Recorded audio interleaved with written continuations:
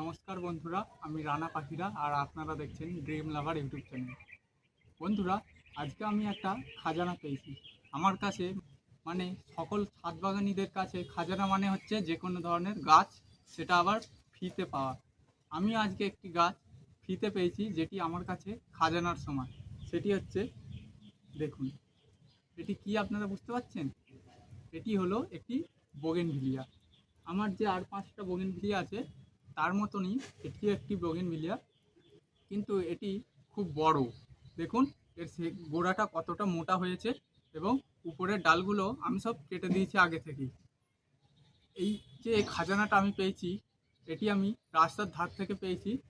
আমাদের এখানে ঝড় বৃষ্টি হয়েছিল, সেই ঝড় বৃষ্টিতে একটি পোস্টার এই গাছটার উপর ভেঙে পড়ে গিয়েছিল। রাস্তার ধারের গাছ হওয়ার কারণে কেউ ততটা গুরুত্ব দেয়নি। কিন্তু আপনারা অবশ্যই জানেন, ছাদ বাগানীদের চোখ রাস্তায় না থাকে, রাস্তার দুপাশে বেশি থাকে। সেই কারণেই এইটি আমার লক্ষ্যে পড়ে, এবং এই গাছটিকে আমি তুলে নিয়ে আসি, গোড়া সমেতই তুলে নিয়ে আসছি। তো এই বোগেনভিলিয়া গাছটিকে এবার আমি কিভাবে বসাবো, সেটাই আমি আপনাদের সামনে তুলে ধরতে এসেছি। তো চলুন দেখে নেওয়া যাক। সবার প্রথমেই আপনারা যদি এই ধরনের কোনো গাছ পান, প্রথমেই এনে আপনারা যে সাইজটা চাইছেন সেই সাইজ মতো কেটে নিয়ে এটিকে ফাঙ্গিসাইড জলে অন্ততপক্ষে 1 ঘন্টা ডুবিয়ে রাখবেন। আমি দেখুন, এখানে আমার ফাঙ্গিসাইড জল গোলা আছে।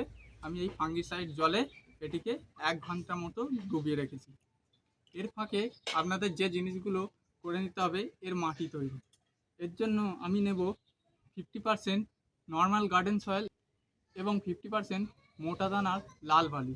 দেখুন, আমার এই যে মাটি, এই মাটি আমি নেব 50%, এবং বালি নেব 50%। এছাড়া আমি আর কিছুই নিচ্ছি না, যেহেতু গাছটি আমার একদম মরে যাওয়ার অবস্থায় আছে। গাছটিকে আমাকে সবার আগে বাঁচানো দরকার, সেই কারণে আমি এতে প্রথমেই কোনো সার বা অন্য কোনো কেমিক্যাল দিচ্ছি না। দেখুন, আমি এখানে মাটি নিলাম, এবার বালি নিচ্ছে। এই দেখুন, বালিটা আপনাকে অবশ্যই নিতে হবে যাতে এর গোড়ায় জল না জমে। এবার এটিকে খুব ভালো করে মিশিয়ে নিতে হবে।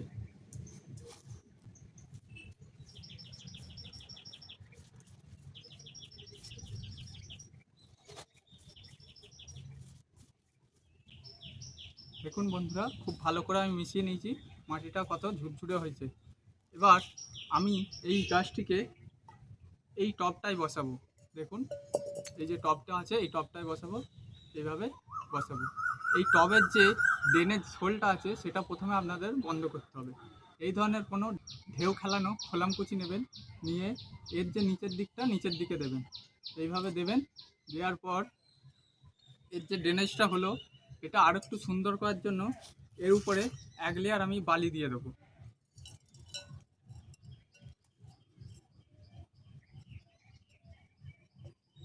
দেখুন, আমি বালি দিয়ে দিয়েছি। এবার আমি অল্প পরিমাণ এতে মাটিটি দিই, এবং অবশ্যই আপনারা মাটি দেওয়ার সময় একটু টিপে টিপে দেবেন যাতে এয়ার গ্যাপগুলো বন্ধ হয়ে যায়।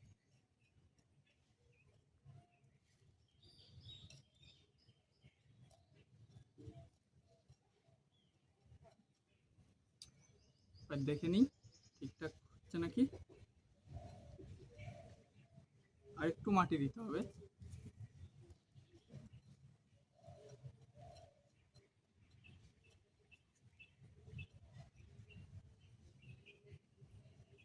এবার ঠিক আছে। এবার আপনাদের যে এই যে গোড়াটি দেখুন এরকম অবস্থায় আছে, এটাকে যাতে ভালোভাবে এর শেকড় আসে সেই জন্য আমি এতে অল্প পরিমাণ রুট হরমোন মাখিয়ে নেব। এটি হচ্ছে কাটিং এড পাউডার বা রুট হরমোন। এটি আমি এতে অল্প পরিমাণ মাখিয়ে নিই।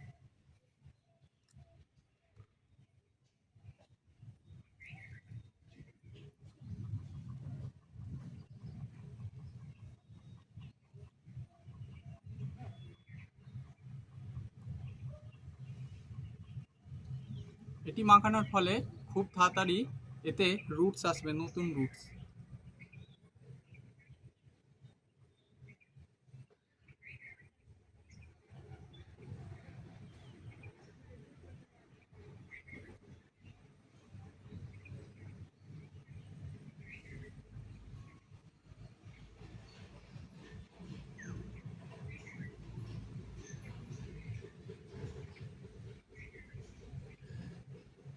দেখুন আমি এতে রুট হরমোন মাখিয়ে নিয়েছি। এবার এই যে রুটের জায়গাটি আছে, এই জায়গাটিতে আমাদের আগে ফাঙ্গিসাইড লাগাতে হবে। আমি একটু ফাঙ্গিসাইড গুলে নিই।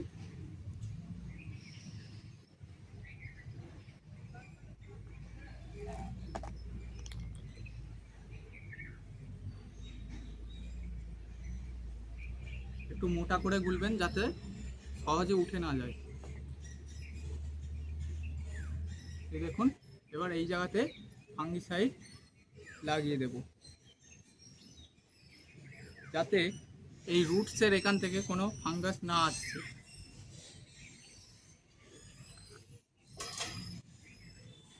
দেখুন হয়েছে। এবার এটিকে আমি প্রতিস্থাপন করব। একটু সোজা বরাবর আপনারা দেখে বসাবেন। হয়েছে। এবার আমি এতে মাটি দিয়ে বাকিটা ভর্তি করে দেবো।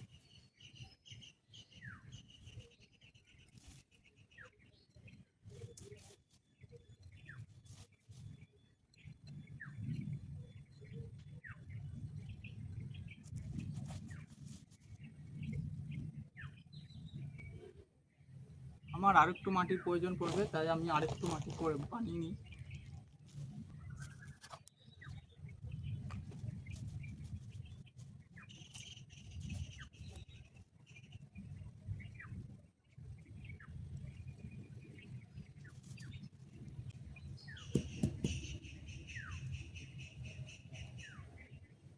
দেখুন আমার এটি বসানো কমপ্লিট। এবার আমাকে এতে জল দিতে হবে। যে কোনো গাছ বসানোর পরে প্রথম যে জলটা আমি প্রেফার করব সবাইকে, সেটি হচ্ছে হিউমিক অ্যাসিড মিশ্রিত জল। কারণ এই হিউমিক অ্যাসিড মিশ্রিত জল দিলে গাছের শেকড়ের খুব তাড়াতাড়ি চলে আসে এবং গাছের শেকড়ের বৃদ্ধি খুব দ্রুত হয়। তাই আমি এতে এবার একটু হিউমিক অ্যাসিড জল দেবো। আমি এখানে 1 লিটার মতো জল নিয়েছি এবং এতে আমি 1 চামচ হিউমিক অ্যাসিড দেবো। এটি হচ্ছে হিউমিক অ্যাসিড। দেখুন, দিয়ে আপনারা এটিকে খুব ভালো করে গুলিয়ে নেবেন।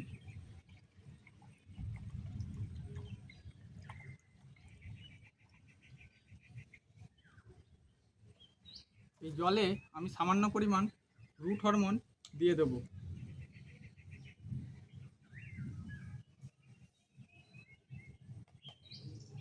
যাতে খুব তাড়াতাড়ি শেকড় আসে এবং আরও সুন্দরভাবে শেকড়টা আসে।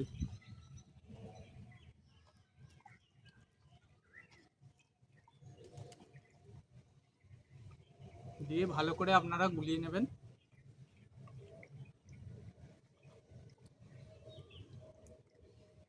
এবার আমি এর চারিদিক দিয়ে ঢেলে দেবো। এতটা পরিমাণ দেবেন যাতে ড্রেনেজ হোল দিয়ে জলটা বেরিয়ে আসে।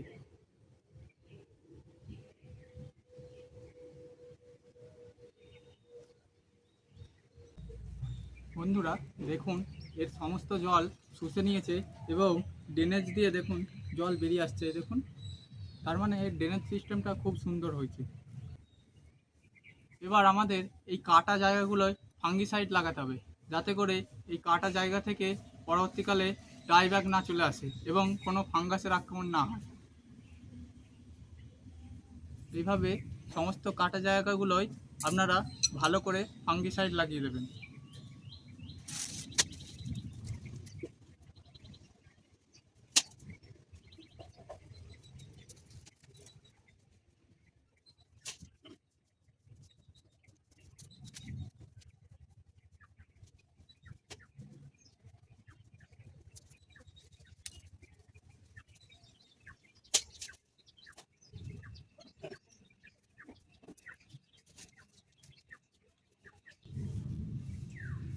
দেখুন বন্ধুরা, এই সমস্ত জায়গাগুলোয় আমি খুব ভালো করে ফাঙ্গিসাইড লাগিয়ে দিয়েছি।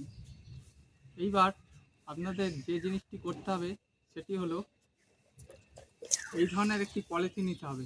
আমি এবার এটিকে আইসিইউ পদ্ধতির মাধ্যমে এটিকে আমি চাপা দিয়ে দেবো যাতে করে এর ডালপালা খুব তাড়াতাড়ি বেরোতে পারে।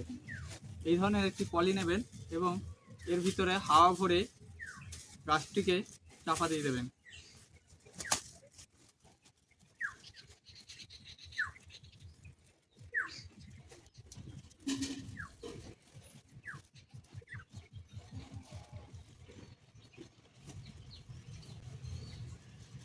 দেখুন দেখুন খুব সুন্দর হয়েছে, ভিতরে এয়ারটা রয়েছে।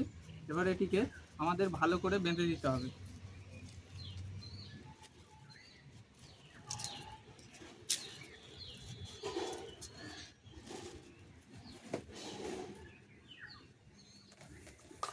এই ধরনের দড়ির সাহায্যে আপনারা খুব ভালো করে এটিকে বেঁধে দেবেন।